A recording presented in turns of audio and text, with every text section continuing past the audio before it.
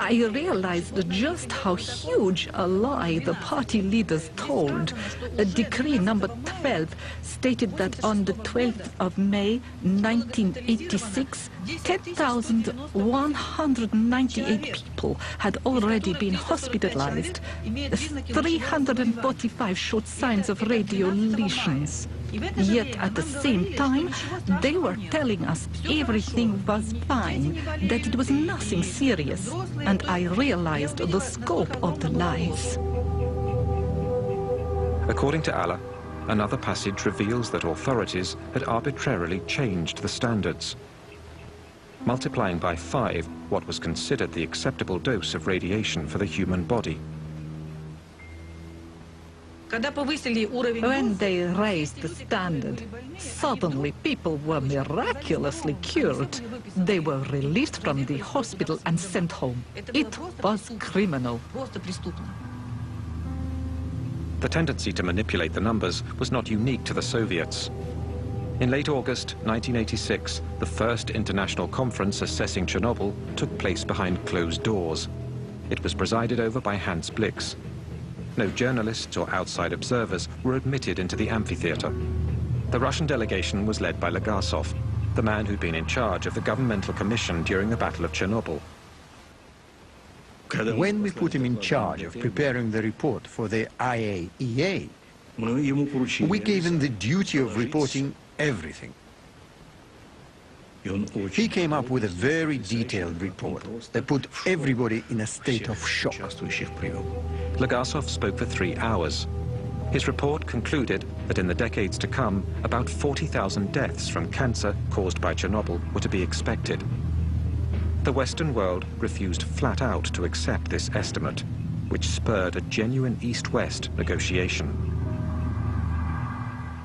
These are theoretical calculations based upon the Hiroshima model, that you say that if you have a certain radioactivity, you know from Hiroshima that the long-term effect was so and so many would die from it.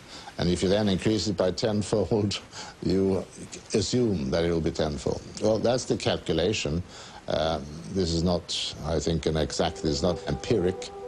There again, the figures were surprisingly flexible. By the end of the conference, people were no longer talking about 40,000, but rather of 4,000 probable deaths. Nearly 20 years later, in September 2005, this figure became the official death toll of the disaster. The staunchest opponents to the Soviets' policy of transparency were the French, who went as far as to deny that the radioactive cloud passed over their country. Est-ce qu'on a constaté quelque chose au-dessus de la France? Non, parce que les vents ne vont pas dans cette direction-là, les vents tournent dans le sens inverse des lignes d'une montre. Il n'y a pas lieu du tout de s'inquiéter, c'est sans aucun danger pour la santé publique. 20 years later, in France, and especially in Corsica, cases of thyroid cancer of the same nature and severity as those around Chernobyl are being reported.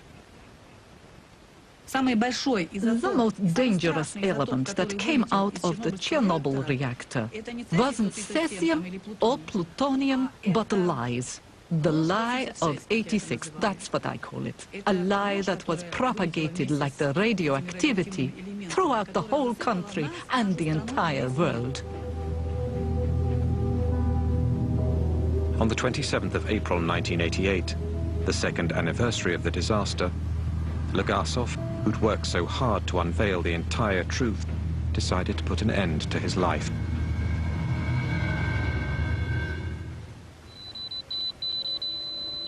Today, as perfect metaphors of the institutionalized lie, the radioactive particles hurled from the reactor in the explosion continue to poison the land. 20 years after the disaster, the area of Chernobyl remains uninhabitable.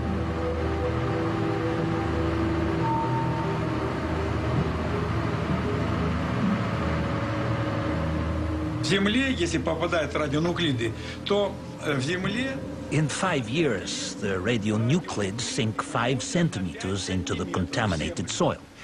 So, 20 years later, they're 20 centimeters under the ground. They continue to contaminate all the plants. To clean it up, we'd need to remove 20 centimeters of soil and seal it underground in burial sites. And that's too big of a job to do. It's impossible.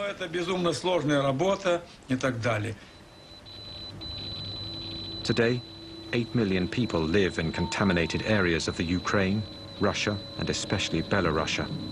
For 20 years, they've lived off the radioactive food that continues to contaminate them little by little. This issue, raised in 1986 by the Soviet delegation at the Vienna conference, has been systematically ignored. And yet, 1,152 children were treated for thyroid cancer between 1986 and 2002 at a specialized center in Minsk. How many in other cities? No global statistics have yet been made public. One doctor, Yuri Bandayevsky, has been studying illnesses among the populations in the contaminated areas ever since the disaster. When his findings were published in 1996, they were immediately condemned. Arrested and officially sentenced for corruption, he spent the next 5 years in jail. In November 2005, he was still under house arrest. Look what happened when the mother was contaminated with cesium during pregnancy. In one single family. Look how many deformations, hair lip, missing eyes, deformed skulls. These embryos come from hamsters that were fed only contaminated grass from the region of Gomel. The result? Entire litters of deformed animals. I was horrified by how many deformed embryos developed in animals that had eaten cesium-contaminated food. I obtained a horrible number of deformations in 2 weeks. Usually, when you encounter a monster, you describe it. You're certainly familiar with Peter the Great's Kunstkamera Museum in St. Petersburg. Quite frankly, I myself could create as many monsters as I wanted.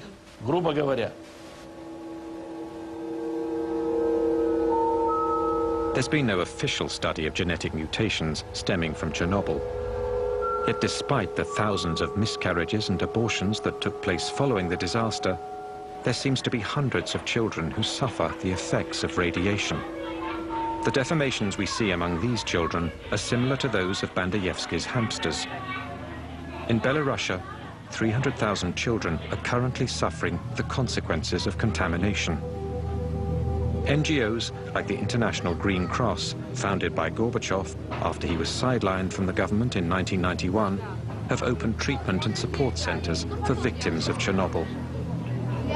They also organize therapeutic camps, aiming to teach the new generations in contaminated areas how to live with radioactivity.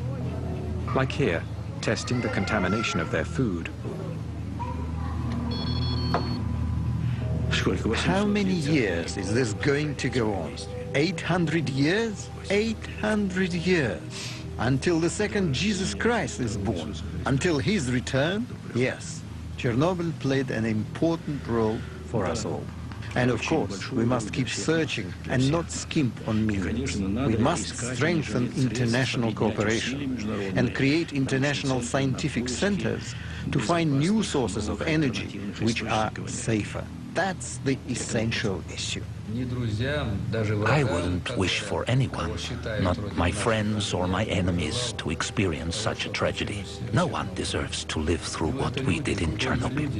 We're all human beings, and no one deserves that.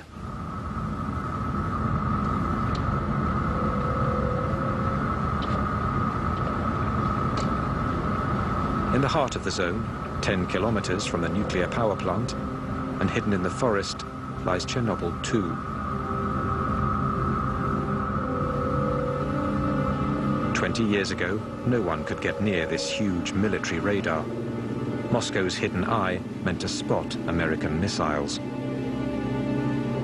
The fact it was put out of service after the explosion tallies with what the Chernobyl accident seemed to foreshadow.